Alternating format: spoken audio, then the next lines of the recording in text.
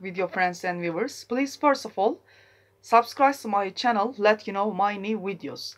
In this video I will talk about TOEFL IBT reading section of the body section with details. Yes, the body reading section. The second section of the passage in the body, which is the middle group of paragraphs. The body could contain any number of paragraphs, but usually TOEFL reading passages have either 3 or 4 body paragraphs. Each body paragraph begins with a topic sentence, which states the unique topic of the paragraph. Each body paragraph discusses a supporting point for the thesis, and the topic sentence states the supporting point. After the topic sentence, each body paragraph includes details such as examples, description, explanation, definitions. Details are specific ideas that help you understand the supporting points. Yes, look at the following body paragraphs for the passage on cell division datasets.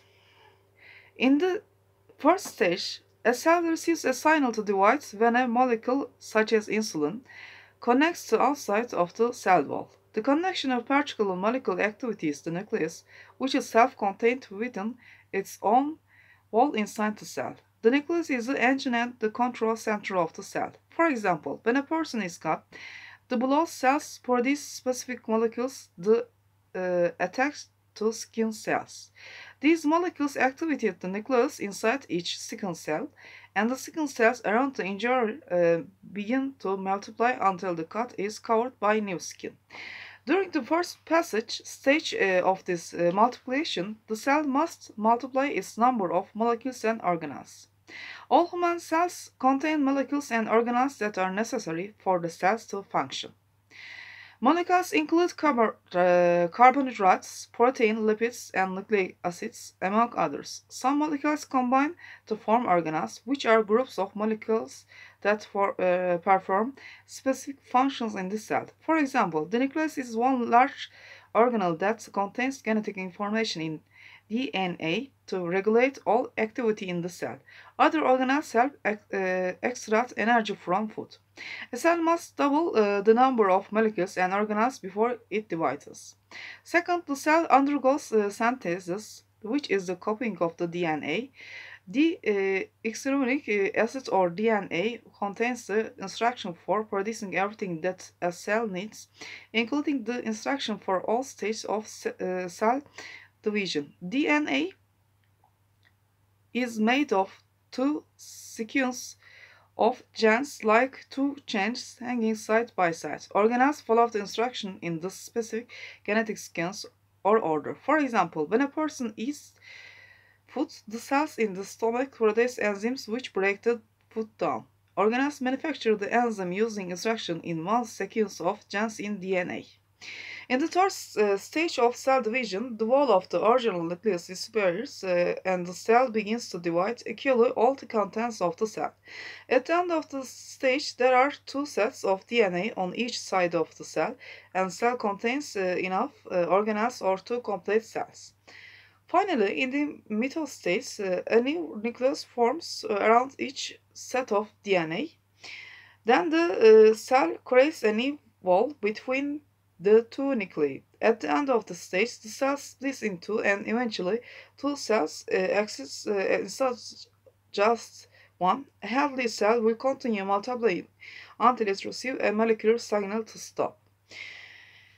Notice that each paragraph begins with a sentence stating the topic of that paragraph. For example, the topic sentence of paragraph 2 mentions synthesis, which is the topic of that paragraph. Also, the detail in each paragraph relates to that unique paragraph topic.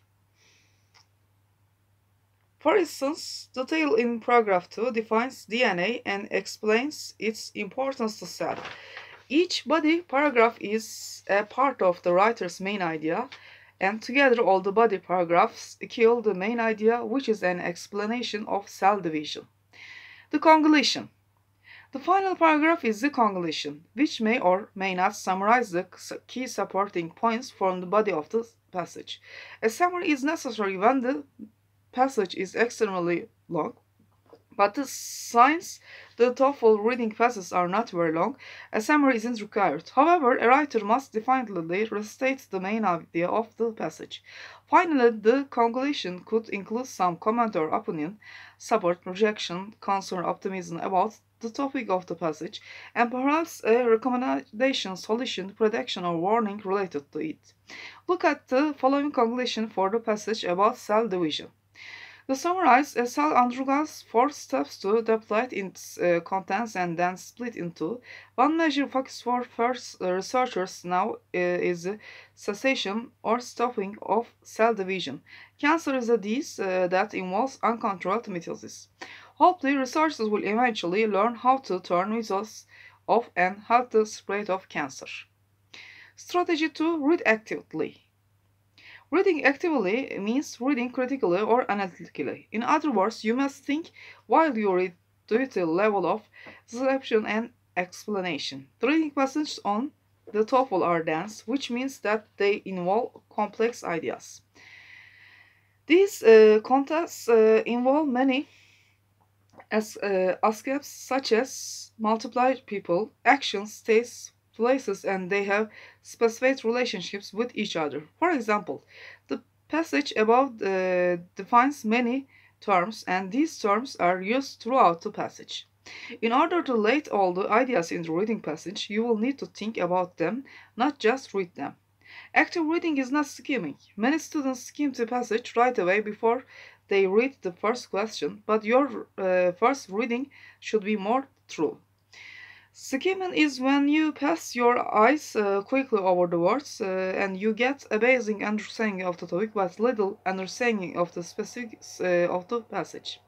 This is called getting the gist of a passage, but it's not enough for you to get the gist. Before you read the first question, you should read the passage one comprehensively, but quickly identify the writer's main idea, purpose, and supporting points. In other words, think about what the author says about the topic, why the author has written in the passage, and how the writer supports it. Think about the actors, actions, states, and logic behind them.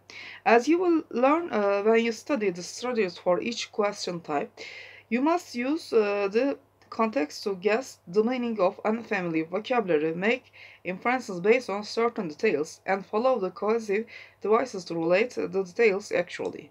The more you think about the writer's ideas and how they are explained or argued, the easier it will for you to eliminate discrete and incorrect answers and recognize the correct answer. On the other hand, the reading section is timed, so you mustn't read too slowly at first. When you first read the passage, read for comprehension, but don't spend too much time on unfamiliar words or ideas. You should leave time for closer reading when you answer each question. Depending on the question, you can focus on a particular paragraph or part of the passage and read it more carefully. Strategy 4. Be prepared to infer meaning. Inference is a vital skill for the reading and listening sections. To infer means to understand unstated or unwritten meaning based on certain detail and logic. When you infer an idea, you understand it even though the writer or speaker didn't state it directly. Inference is related to implication. When a speaker or writer implies an idea, he or she communicates the idea without mentioning it directly. A reader or listener then infers it based on some detail and logic.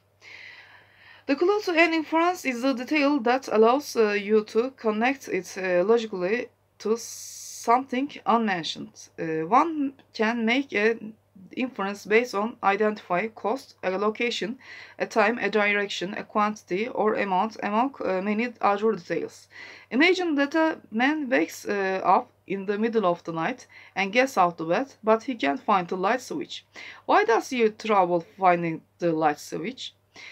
It's dark and the man can't see easily. The darkness is not mentioned in the sentence, but you can automatically understand it's based on the time. Also, the inference is important to understanding the sentence fully. Not all inferences are based on everyday situation or based on just one detail. In fact, many require a careful reading of the passage and the combination of more than one detail. An inference could be based on a keyword such as some in the following sentence from the passage above.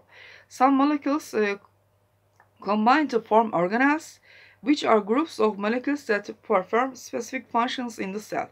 Based on the use of some, you can understand that not all molecules form organelles. Moreover, you must be careful not to import too much. Any inference must be supported by the passage. Many directors incorrect answers are based on assumptions that are not supported by details in the reading. There are questions specially written about inference, but ability to infer is necessary for many other questions, not just questions to mention the verbs imply or infer. A writer's purpose and opinion can also be implied in the passage, therefore you will study inference on its own, but you should keep it in mind whenever you read or listen to the passage on the TOEFL. Thank you for listening me. Please subscribe to my channel, let you know my new videos. Let's see another video. Thank you.